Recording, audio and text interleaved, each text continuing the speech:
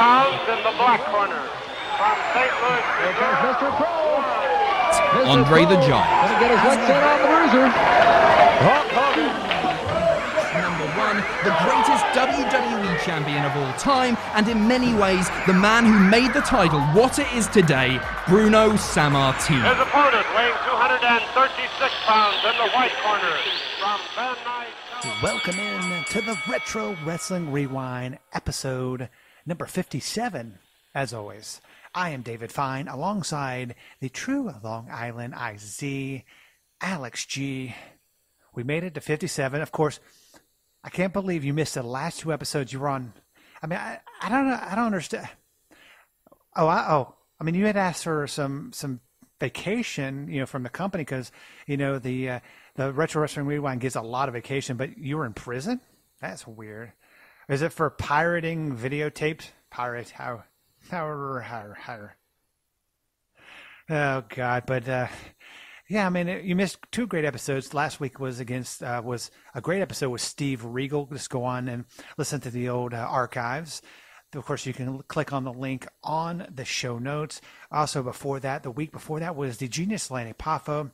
It was great, two episodes, but welcome back. This week, a big event, literally is a big event. I mean, it was a WWF show way back in the 80s. What were your thoughts on, I mean, you picked this episode. You picked this, I mean, it was a great show, but, I mean, it had Hoss Funk, had all those funks, it was a good show. I mean, what were your thoughts? Why did you pick this one? Because it's uniquely significant. 1986 was, I can consider it one of the hottest times for the WWF. Again, I think when you talk about Hogan's career and his legacy, I think the Paul Orndorff feud gets kind of brushed to the side a little bit, to be honest. Like, you have your Pipers and your Andres and your Savages, and those all get talked about ad nauseum. But the feud he had with Mr. Wonderful Paul Orndorff made so much money, and it was white hot. It was white hot. And I don't think this event doesn't get talked about as much as it should. Now, it wasn't a pay-per-view. This was a Coliseum home video exclusive. And this was live from Exposition Stadium in Toronto, Canada, for CNE. And it drew 74,000 people. 74,000 in 1986. They would go on the following year to do WrestleMania 3, 96,000, supposedly. And, this event doesn't get talked about. Like, they did 74,000 people. That's amazing. In Canada. And I would assume this set the stage for WrestleMania 3. It set the stage for WrestleMania 6 at the Skydome, which was also in Toronto. It goes back to the relationship with the Tunnies when they kind of took over the Toronto office. Before that, the Tunnies were rolling with Crockett, and Crockett used to do, all these shows in Toronto, and then Toronto kind of fell to the wayside. Crockett wasn't sending his top talent up there. WWF swooped in and took the town, and they've drawn amazingly well in Toronto throughout its history, no matter how bad the product is. It was a good show. It was, it was a good show. You had the commentators here, you had Gorilla Monsoon, luscious Johnny Valiant, and Ernie Ladd. And you're probably saying to yourself, hey, where's Jesse? Jesse Ventura was fired during this time. He was not working for the WWF. He went off. And, the story doesn't get told properly. It's almost like the WWF let him go shoot Predator and shit, right? Like, no, he kind of quit so he can always go do that. So, yeah. You don't really notice it because you go from one pay-per-view to the next and Jesse's already back. But no, he was gone. He wasn't in the WWF in August 28th, 1986. He just wasn't there. Yeah, whenever you had said, "Hey, we're gonna watch the big event," I had never seen this event, so I went back. No, you looked at me like I was stupid. Well, that's a given, but that's beside the point. But I watched it back on the network. I was, to be honest with you, I was thoroughly impressed. It was a great show. It had 11 matches. It was a good event. It had some really good matches. It had Bobby Heenan wrestling. Come on. Yeah, and Bobby Heenan's here with the machines, and you get the Steamboat and Jake Roberts, which is really a big storyline feud here in the Snake Pit match. Billy Jack Haynes and Hercules Hernandez, who take their feud all the way to WrestleMania 3. Rougeaus are here. Yay! Harley Race, former NWA World Champion, taking on former WWF Champion Pedro Morales. Now, this match took place 10 years prior, but it main event all over the world. And it included a very young Dick Slater. I mean, Dirty Dick. Well, I hate a dirty dick. I think the only match that I was not a fan of, and it did not include the Junkyard Dog, was a Ted Arcidi match. I mean, I'm not a big Ted Arcidi fan. Well, yeah, I mean, they were trying to push Ted Arcidi, World's Strongest Man. That's legit. Kind of like the architects for your future, Bill Kazmaiers and your Mark Henrys who would come later down the road. They're really experimenting with a lot of different guys. Outback Jack is around during this time frame. Like, they're just trying to get as much talent in as possible and to see what they can do. Like, even Dick Slater, like, they brought Dick Slater. Again, WWF is running a lot in the Northeast, although they're expanding throughout the United States. It's like, he's going to be the rebel and with his Confederate flag, and we're going to make this son of a bitch a babyface. And if you know anything about Dick Slater, motherfucker's not a babyface. No, he is a terrible babyface. I mean, I like him better as a heel, but let's. Yeah, 100%. I mean, first match was a tag team match. It was the Killer Bees, Jim Brunzell and B. Brian Blair, taking on the Funks, Haas. Yeah, Jimmy Jack Funk and with Haas Jimmy Funk. Hart. What are your thoughts on this match? I mean, to start out the show. You know what's funny about fucking Jesse Barr, who played the character of Jimmy Jack Funk? If you look at a young Jesse Barr, he looks like a young Terry Funk, and I'm assuming that's why he was cast in this role, because they look very similar. Again, Terry Funk already quit the WWF by this time. Dory's still kind of finishing out the dates here, and he's Hoss Funk. I don't know why they call him fucking Hoss. It's weird. I don't know. But again, you have another NWA World Heavyweight Champion, one of the greatest NWA World Champions of all time here, in an opening match, on this card here, and he's hanging out with Jimmy Hart, and you have the Killer Bees, who I like the Killer Bees. They were super, super popular. I think people kind of underestimate the popularity of the Killer Bees and with the mask gimmick and all that kind of stuff. So this match was perfectly acceptable. I mean, you have like incredible workers here and Brian Blair, but you have incredible workers in this match. And it's a fun little match. It's 7 minutes. It's not offensive in any stretch of the imagination. It's a good little opener. Yeah, it was a good opener. It was probably not the best match to have on the first match of the night. But I thought it was. Where the fuck are the Hart Foundation? I don't know, and I totally. This is Canada, and I totally forgotten that the Bees like to use their masks to win their matches, so people get confused, but it was I was a when we do WrestleFest '88, most people don't know that the Killer Bees turned heel sort of on Hogan. like Hogan's having this match with Ted DiBiase, and the Bees come out and try to beat up Hogan. Oh, But that never goes anywhere, and they just end up leaving. That is, that's totally awesome. Anybody that beats up Hulk Hogan is great, but that's beside the point. Next match, we had the Magnificent Morocco with Mr. Fuji taking on King Tonga.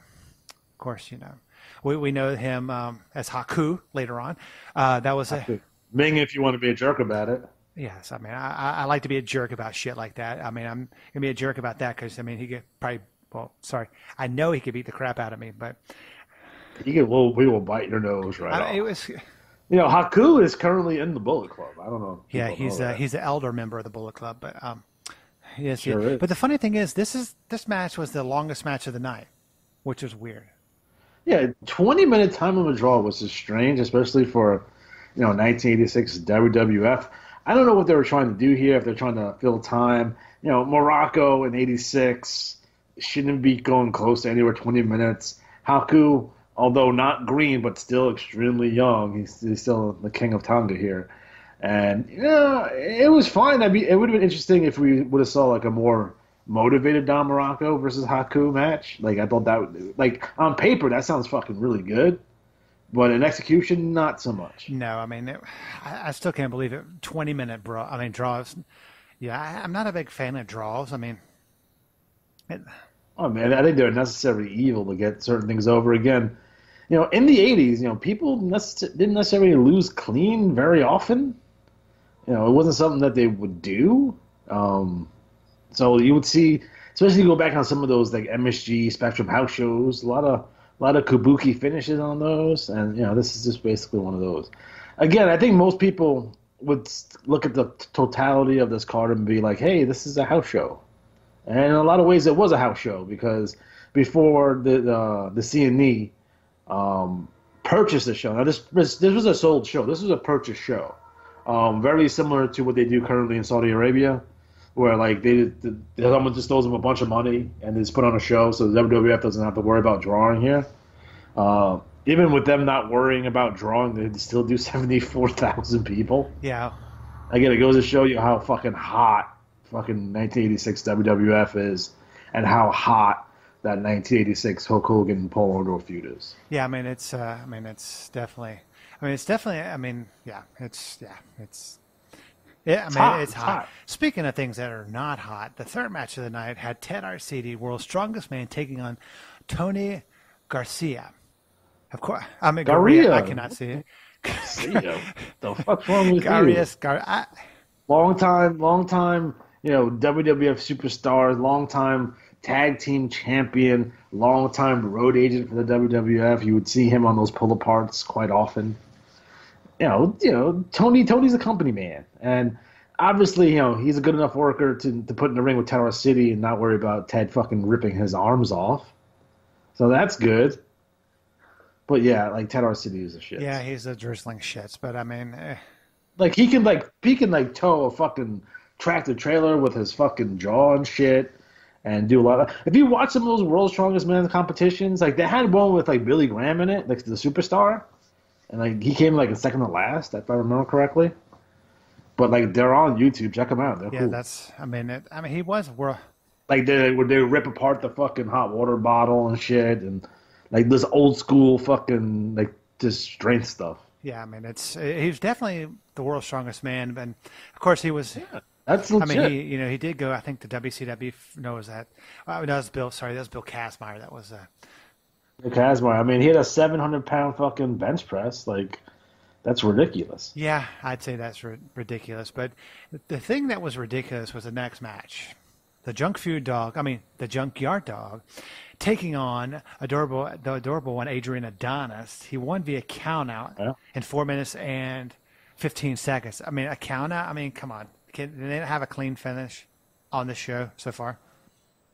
Well, I don't know if they're thinking that far in advance right now. They're going to set up Adonis with fucking Piper, and you can't have fucking Adonis losing on his way to go against the number 2 guy in the company, although Piper is not necessarily around at this point anyway. But they're prepping Adonis for bigger and better things. He did have matches with Hogan, who go on to have matches with Piper, and then he would leave the company and tragically pass away in a car accident. But what are you going to do here? You're going to have him, like, this is not 2019 where everyone loses clean on TV every week. So you got to protect these guys. And to be honest, although countouts and DQs are lame finishes, I 100% agree with that. I wish modern wrestling would protect their guys more because they don't do it. Yeah, they don't have many clean finishes nowadays. They're all some kind of hijinks and shenanigans and tough. It's 50-50 booking at this point, and you couldn't do that shit back in the day because if you beat these guys into dust, they're not going to draw later on. And Junkyard Dog, I think the bloom's off the rose for the JYD here. I think he's starting to decline in popularity a little bit. He's definitely, I wouldn't consider him the second, the number 2 babyface in the company, although some people might still consider him that. Like, he was way hot in 85, but going into the middle of 86, maybe not so much. Yeah, I've never been a real fan of the Junkyard Dog. He was over. That's just the bottom line. He's a better worker than like your Goldbergs and your Ultimate Warriors and stuff like that. But it's same concept, basically. Short matches, power moves. He's gonna smash you, and smash him over, and he's never going to lose. And that's that's the way the JYD works. And he drew a lot of money for Watts, and of course, he was much better in Mid-South. Yeah, but I'm sorry. Who the hell was not better in Mid-South? I'm just saying. Brad Armstrong, maybe? Nah, I think Brad won the North American title. Terry Taylor was better than Yeah.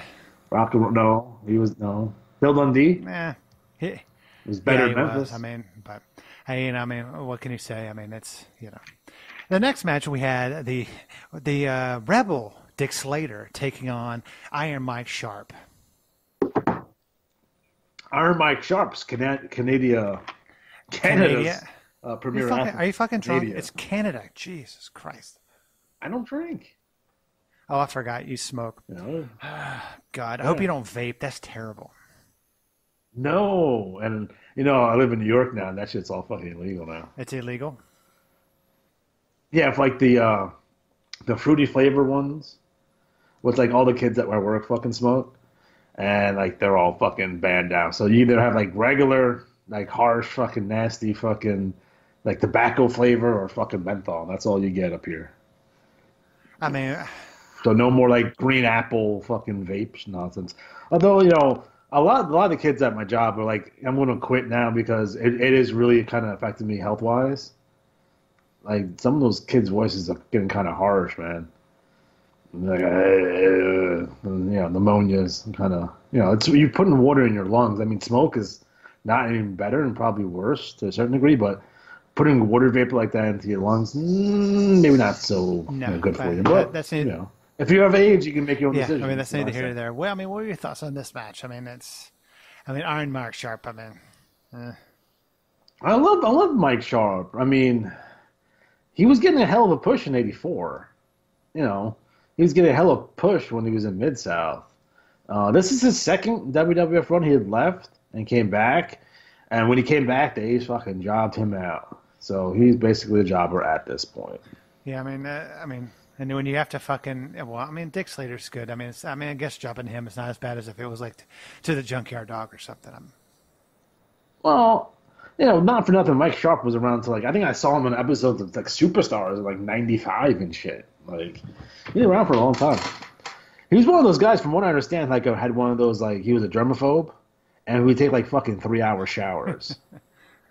And there's famous story where he's taking a shower in Boston Garden, and they just fucking left his ass there, and they locked up the building. All the fans are gone, all the wrestlers are gone, and the security dogs are fucking chasing him through the fucking building and shit because they forgot that he was in there because he was taking a shower for so long. That is really funny. I mean, that sounds like something.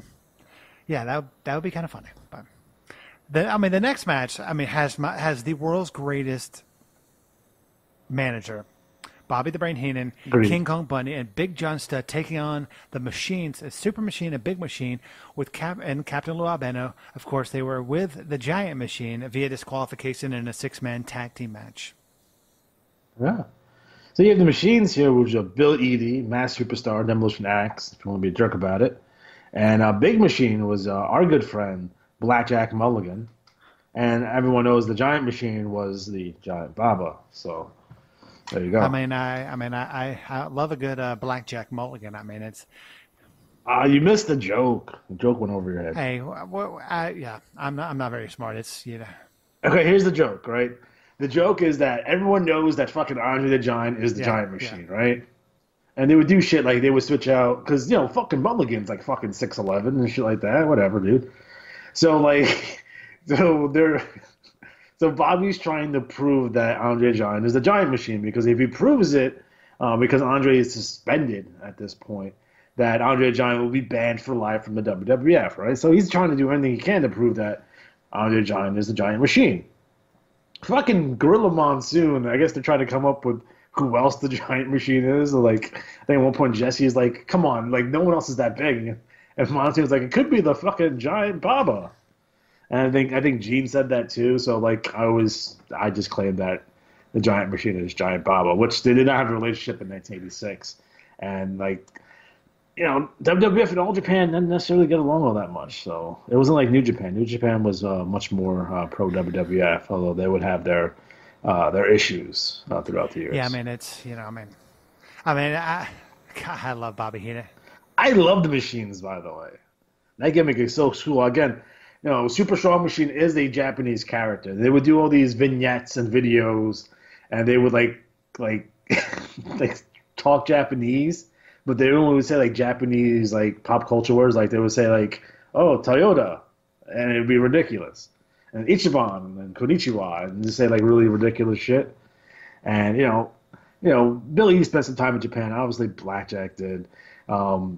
And I guess the WWF had sent them to Japan so they can do fucking promos like with Japanese backdrops, just in like Tokyo or whatever. That's funny. So this is a fun angle. I like this angle a lot.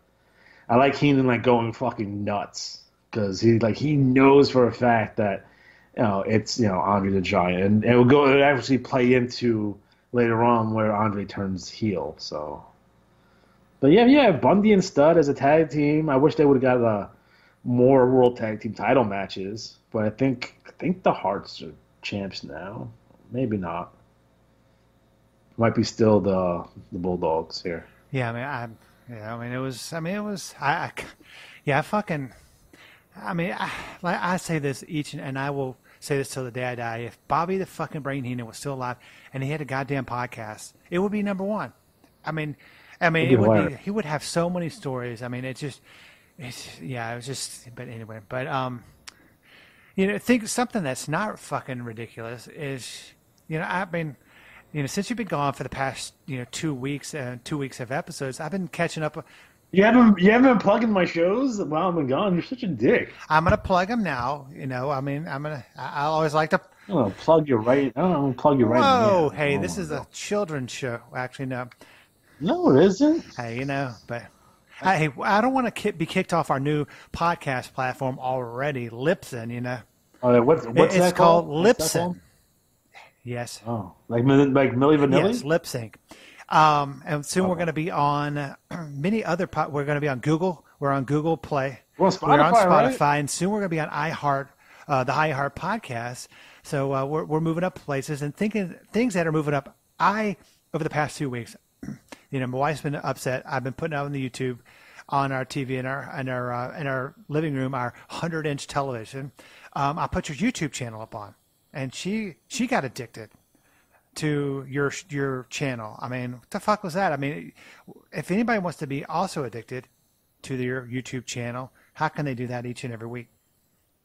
Well, first of all, I'm a handsome guy, so I'm not surprised. Well, she's never actually met you, so I could tell some stories about New York, but that's neither here nor there. So, but fucking pay $6 for a fucking Coke, but that's You never will get over that. I'm not gonna.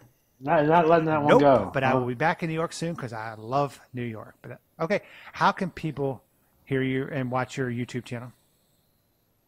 Well, you can go to Retro Wrestling Games on YouTube. We have 344 videos right now. Currently, we're working our way through a couple of non-wrestling related games. We're playing Marvel Ultimate Alliance #1, and when we get to the final episode of that series, which these are small mini-series, we don't talk about the modern state of the MCU and Marvel movies in general. In addition to that, I just recently received from our good friends over at Limited Run Games a copy of Star Wars Bounty Hunter, which is an old PS2 game from back in the day that they re-released in the physical. Yeah, it's a physical copy too, so that's really cool. So I'm playing that, and when we finish up that, we're going to talk about the new Star Wars TV show, The Mandalorian, and I'm also playing Star Wars Battlefront 2. And again, once we finish up that, when we get to the final episode of that, we will be talking about Star Wars in general at this point, going into episode 9. So I'm real excited about that. Again, we're still doing the NWA 1984 project. That's rapidly coming to a close. Hoping to get WWE 2K20 when that comes out. And we're going to start a whole new project, and most likely it will be a shorter series, probably featuring the AWA. In addition to that, we're doing the alternative wrestling review, which we're taking a look at the alternatives from Main Street Wrestling. As we talk about, we talked about AAA, we talked about MLW, and then we're doing Defiant, which is one of the UK promotions that we're going to be talking about. And I know nothing about fucking British wrestling. at all. So this will be fun watching me fucking stammer through for a good hour about UK wrestling. But we'll see how that goes. I mean, it's, we were talking about the NWA project. I mean, speaking of that, the NWA is back in its home territory, its home city of Atlanta, Georgia. And I don't want to say St. Louis because that's the home of the NWA. I don't know what the fuck's wrong with you people. What the hell does you people mean? You people in the South? Yeah, especially the ones in Georgia. Like they claim some sort of ownership of the NWA. Fucking Crockett's not from Atlanta either. Crockett's from fucking Charlotte. Like where does this come from? Okay, so of course. How are you gonna claim ownership of the NWA? I mean, the lead singer of the Smashing Pumpkins, Billy Corgan, he owns the National Wrestling Alliance. He owned. I know. Have you seen that weird motherfucker? I mean, that guy is weird looking. I'm not gonna call him weird because I want to get a job from him someday, and he listens to all the podcasts. I mean, he vanity searches podcasts.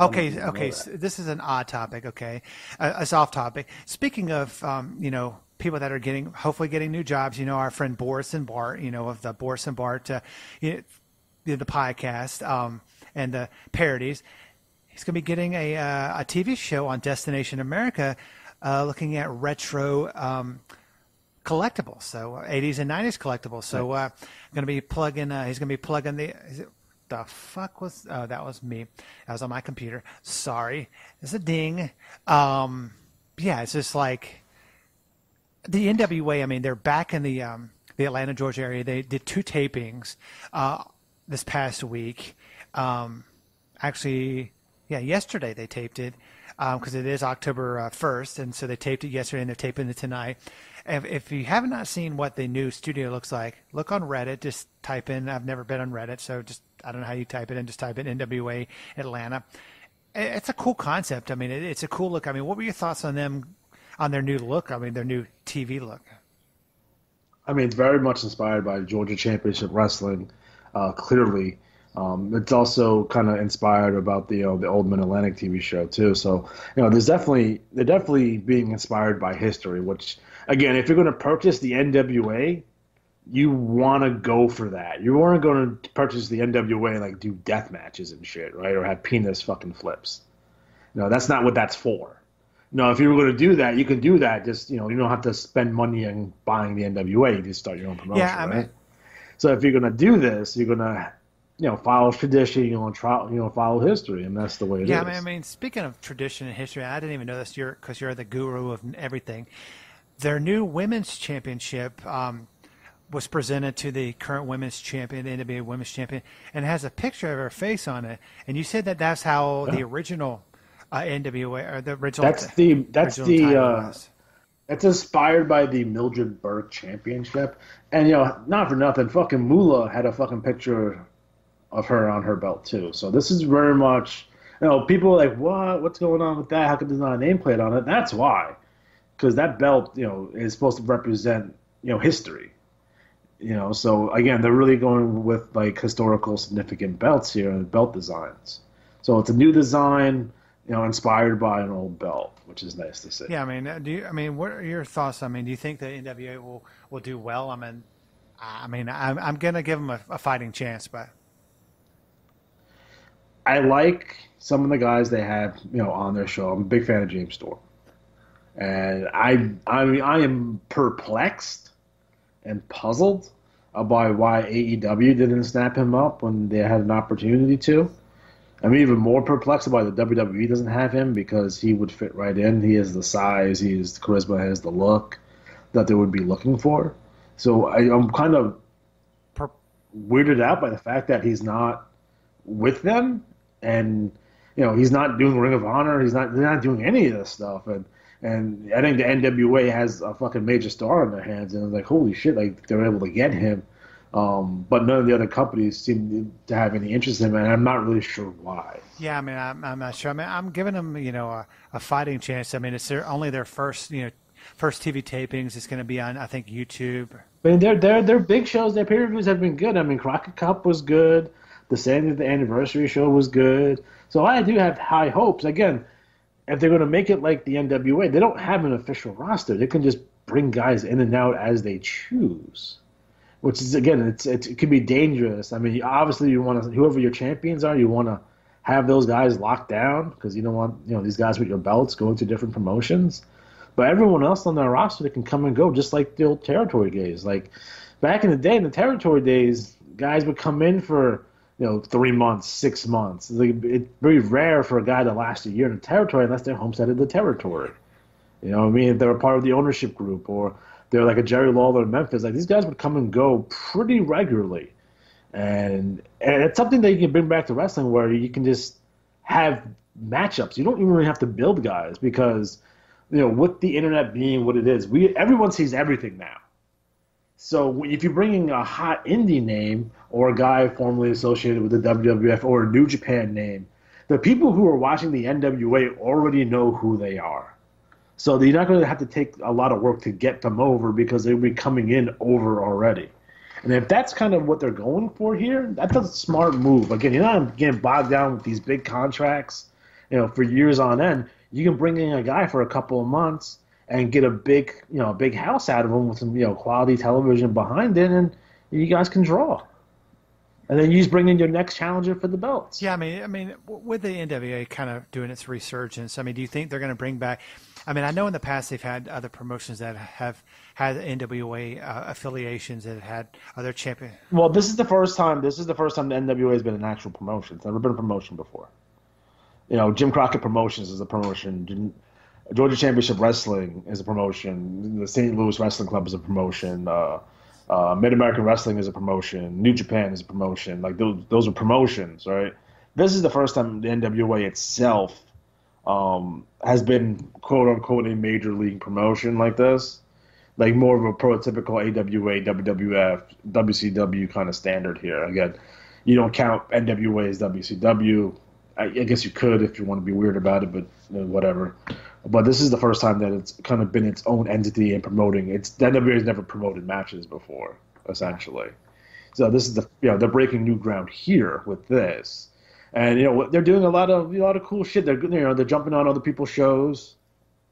All this is going around defending the belt against various contenders, whether it be in Japan, whether it be in the United States, Canada, wherever, UK, and it's been pretty cool.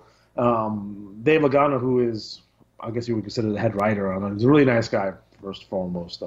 I've talked to him in DMs on Twitter, and he's a really nice guy. But he knows what he's doing. Former WWF writer, he gets it. He used to hang out at the ECW arena all the time when he was a youngster. So he kind of gets what they're going for. And if Billy Corgan wants this kind of old school feel, and you can't get more old school than having like Jim Cornette, be the commentator for your matches and stuff like that.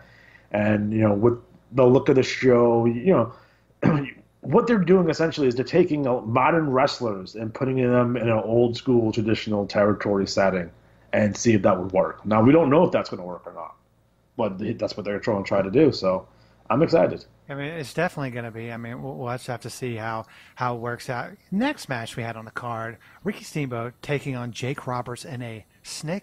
Ricky the Dragon Steamboat. Sorry, Ricky the fucking Dragon Steamboat taking on Jake Roberts in a snake pit match. Jake the Snake Roberts. Fuck.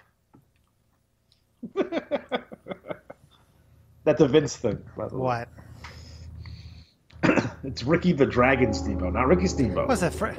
It's Jake the Snake Roberts. His fucking freight train coming through your house? Fucking Ice Train from WCW.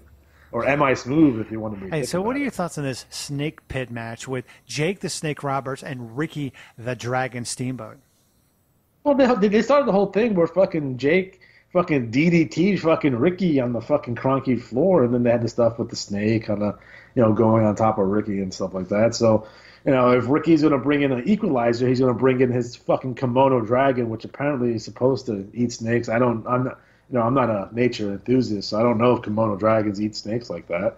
But yeah, that's the whole concept. The snake pit match, it's basically a Texas death match or a hardcore match, whatever you want to call it. That's what it is. And it was fun. And Ricky gets the win here over Jake. So I think Jake's doing the snake pit, which is on Wrestling Challenge at this time. So Snake Pit is like the Piper's Pit. Except with snakes. What with Jake? was Jake Roberts and stuff. Yeah, like thanks. That, so. That was a fun little thing. They had the body shop too with Jesse. They had a lot of the flower shop. Oh, those were cool. Yes, they had the barber, or what was the one with Brutus the Barber Beefcake? I had barbershop. Yeah, my favorite one was with Sid. Second, and most people say, "Oh, it's the Rockers." My favorite one was fucking Sid when he destroys it, and he hits the shaving cream can with the chair, and it fucking explodes, and the shaving cream can hits him right in the face. Then he has the foam fucking dripping down his face, which is a hell of a visual, by the way. Totally not on purpose, but fucking cool as shit. Oh, Sid. I mean, he's not playing softball. He's wrestling. So I'm just fucking psycho. That's what he's doing. Next match, we had Billy Jack Haynes taking on Billy Jerk Haynes. I'm sorry. As Bobby Heenan. Taking on Hercules Hernandez. 6 minutes, 8 seconds. I mean, two strong men going up against each other. I mean, it was pretty good. Yeah, I mean, it's a cool match. I mean, I like Billy Jack Haynes. I was kind of dug him. He's fucking crazy, though. He's fucking out of his goddamn mind. He's a hitman from the Clintons, from what I understand, from what he says. That's weird all on its own. And, Hercules Hernandez, fucking... When Hercules got too fucking big. Like, he was always fucking ginormous. But I think by the time a lot of fans, especially a lot of younger fans, got to see Hercules, he was way too big and basically immobile. But I like, he was much better in Mid-South, Hercules Hernandez, for sure.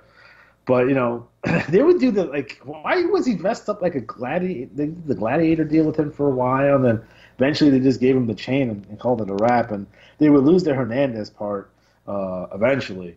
Not here, though. Still Hercules Hernandez. And, my first wrestling match I saw live, well, not that, my first wrestling show, the main event was Hulk Hogan taking on Hercules. So I always have a soft spot in my heart for Hercules Hernandez. And this feud will go on for fucking ever until WrestleMania fucking 3, which is like March of the following year, or April the following year. Yeah, wasn't Hercules bought or sold by somebody who was, as a slave or some kind of crap sometime? Yeah, it was Ted DiBiase. That shit was weird too. I don't know. I don't know what they were trying to do with that angle. Yeah, I don't know. Why is Ted DiBiase buying slaves? That seems to be insensitive, racially and otherwise. It's a weird thing. Yeah, it's just weird. Yeah, it's just, I don't know. I mean, he was involved in many weird things, Virgil and all that kind of crap. The Virgil thing kind of makes sense. I mean, he's a bodyguard, so he's a bodyguard, so he works for the $1 Million Man. He gets paid, obviously. He gets paid really well. And he's supposed to be a fucking badass. You know what I mean? So that kind of makes sense to a certain degree. I mean, there are some racial overtones to it, but not necessarily kind of like WWF historically, they lack any kind of subtlety whatsoever. They like to take a hammer and smash you in the head with stuff, especially if it's supposed to be ironic. But, in terms of Virgil, he's fairly competent, so... Yeah, I mean, I guess. He wasn't necessarily treated bad until the end, so you never saw, like towards the end, he got wipe the shit off my fucking shoes, and you gotta fucking clean the fucking shit between my toes. Like, he wasn't doing that shit prior to that. Yeah, I mean... He was basically... Yeah, I mean, it was... Anyway, but the next match, we had the Fabulous Rougeaus, Jock and Raymond, taking on... As babyface. Taking on the dream team of Greg Valentine and Brutus the fucking Barber Beefcake. Yeah, the fucking dream team, huh? Former WWF Tag Team Champions, that's for sure. That was a weird...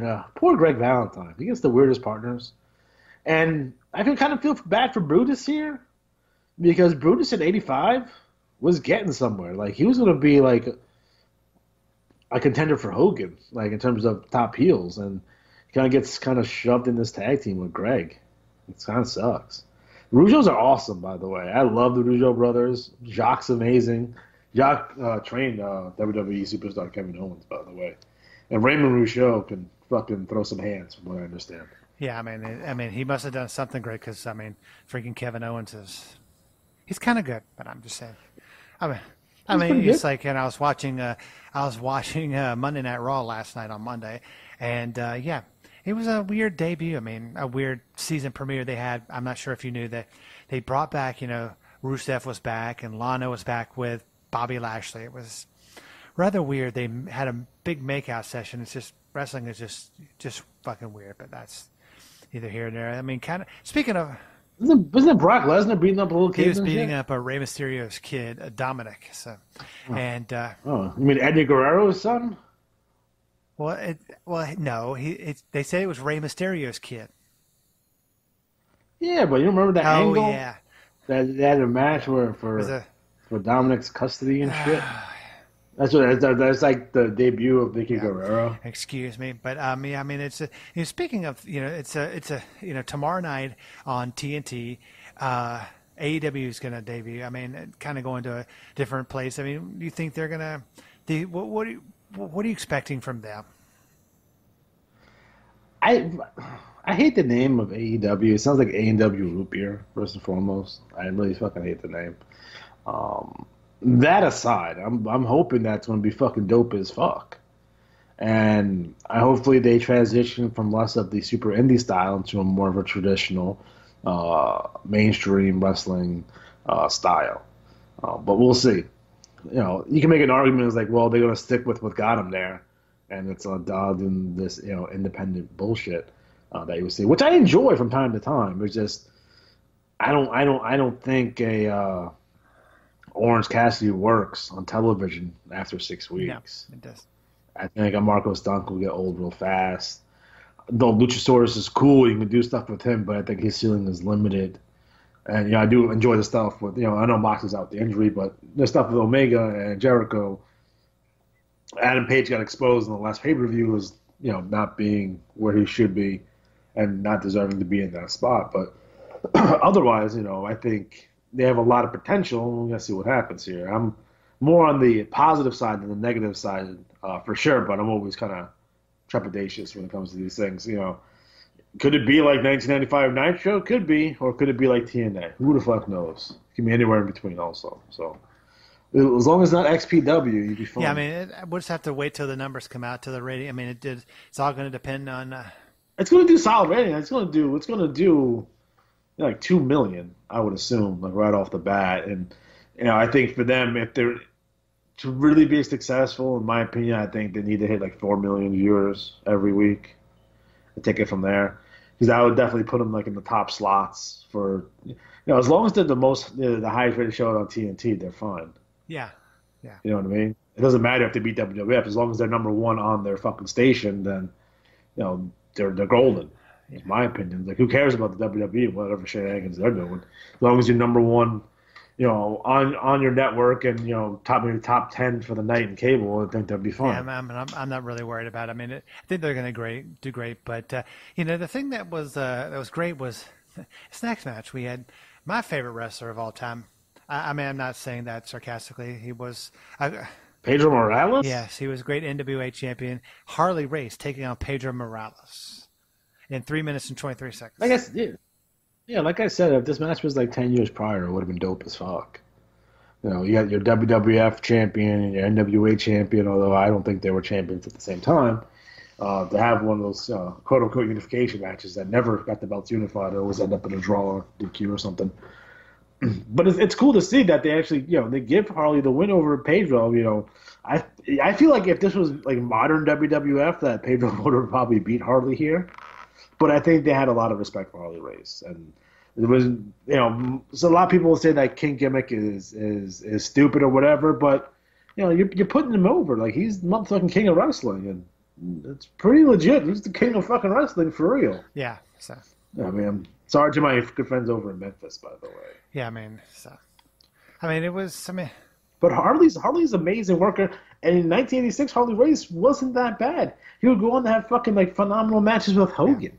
Yeah, I mean, it was a good match. I mean, and that kind of led to our main event. It was for the title, for the World Heavyweight Championship, WWF World Championship.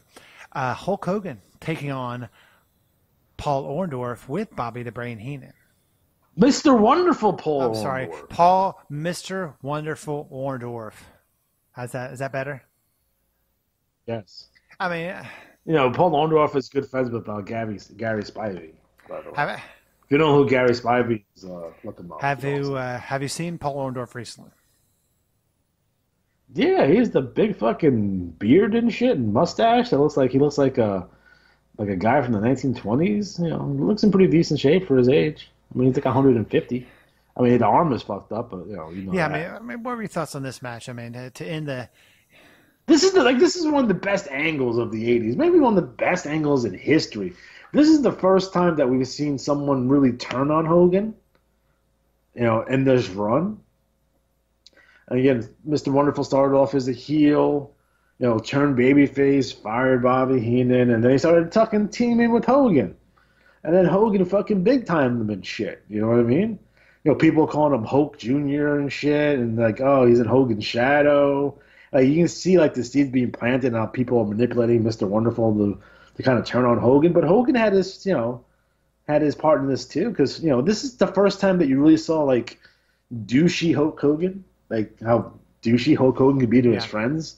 And a lot of times, like when you look at the Hogan angles, especially when guys turn on him, Savage and what have you, like, oh yeah, kind of you can see like a point where like, oh yeah, Hulk Hogan's a dick and kind of deserved it. Like, yay, get him botch.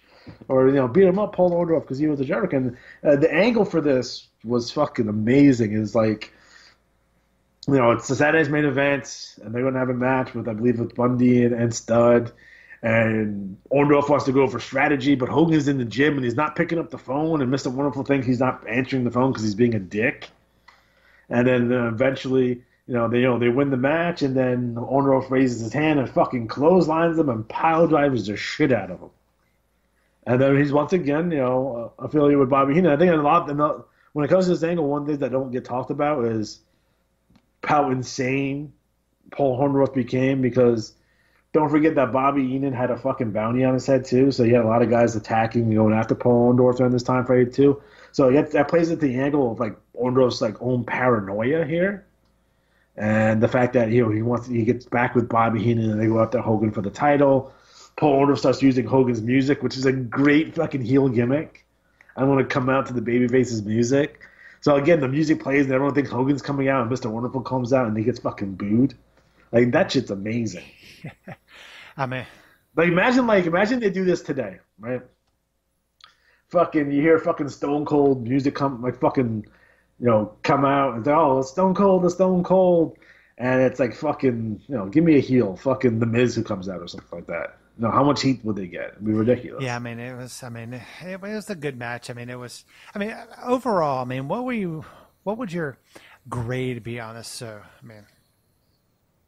better than WrestleMania 2, for sure. I think, you know, it's a little bit better than, you know, the house show. Again, it's not as good as Crockett shows in terms of wrestling. You know, the angles are fucking really good, but, you know, in terms of bell-to-bell wrestling, you know, you get a Crockett show from '86, like it blows it out of the water for sure in terms of wrestling. But, you know, for a WWF show that's, you know, a little bit more than a glorified house show, you got a couple of big angle matches here. We have the Hogan Orndorff stuff, which is white hot. And one thing I wanted to bring up real quick before we finish up, Mr. Wonderful is not on WrestleMania 3. Do you know why he's not on WrestleMania 3? He seems kind of weird, right? Orndorff's in this big angle. He's right now he's the number one heel in the company. Why is he not on WrestleMania 3 wrestling somebody? Why do you think that was? Because he was the alternate for Andre the Giant. So for whatever reason, if Andre couldn't go, Orndorff was going to be able to replace him. You think that would have been better? Well, here's the question. Do I think that Orndorff Hogan would have drew 96,000 people? I think it would have. Coming off that Saturday's main event angle where they're both coming down the cage at the same time, yeah, it would have drew. It goes to show you how hot WWF at the time. It didn't matter. You know, Andre gets credit for drawing that house, right? Andre Hogan gets credit for drawing that house, for sure. But I think Orndorff and Hogan, or even like a steel heel Roddy Piper, could have drew the same amount of money. Yeah, Now, obviously, if you took Hogan and put him in the ring with fucking the Rebel Dick Slater, he's not drawing no 96,000 people. Not even with Morocco or Jimmy Jack Funk or even Stud or Bundy, he's not drawing that. But Orndorff, yeah, for sure. Piper, if Piper would have stayed heel, for sure. and definitely Andre would have drew 96,000. I think we're getting to the point where the WWF and WrestleMania is going to sell out regardless.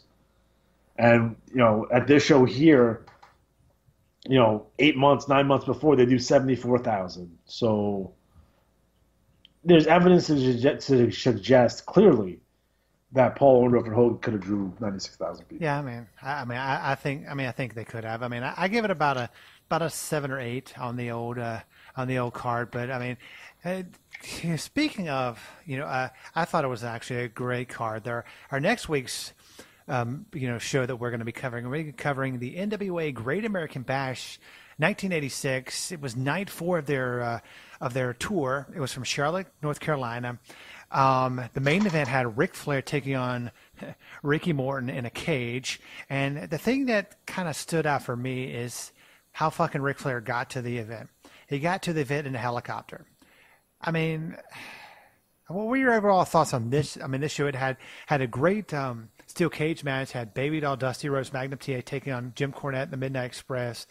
They had Jimmy Valiant, they had Ronnie Garvin, they had Wahoo McDaniel, had Manny Fernandez, had the Andersons, had Denny Brown taking on my buddy Steve Regal for the junior heavyweight title. What were your thoughts on this event going into next week? These bashes, 86 was a fucking banner year for Crockett, for sure. And it goes to show you how unbelievable Ric Flair is, number one, as a wrestler. Number 2, as a promo.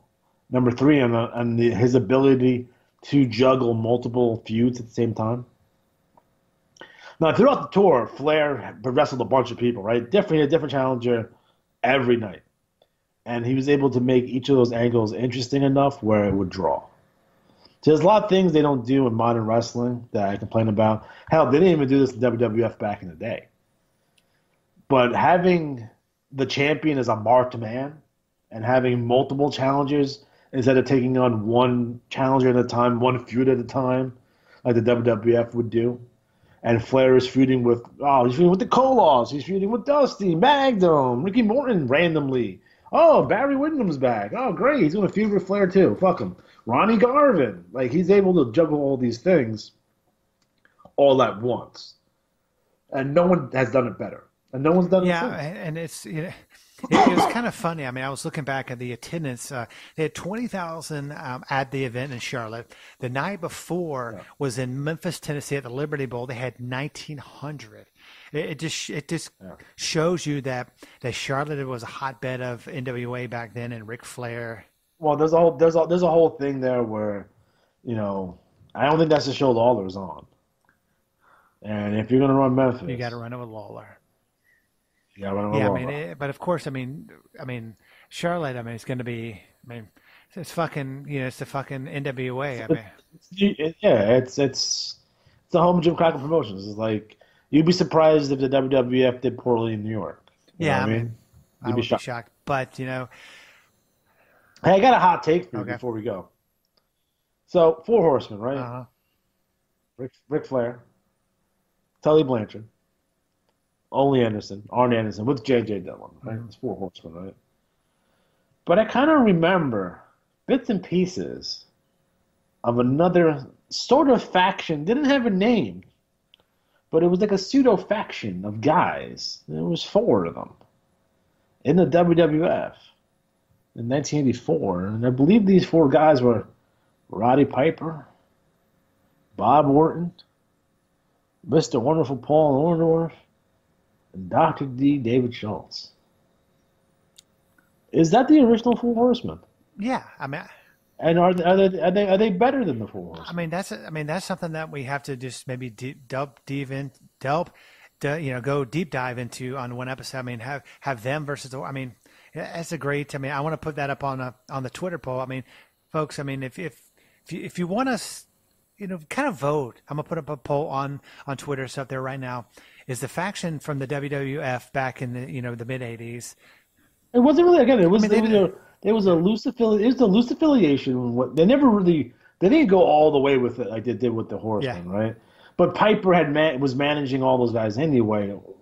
Half Piper, half Bobby Heenan for Orndorff. That shit was all weird. Eventually Dr. D gets in trouble for for beating up Mr. T. That's the real reason he was fired. He wasn't fired for slapping John Stossel like most people. Like, he got in trouble for trying to fight Mr. T and ruining WrestleMania. Yeah. But they take those four that were loosely aligned. They did a couple tag team matches, a couple of 6-mans and stuff like that. But what if they were pushed like the Horsemen were pushed?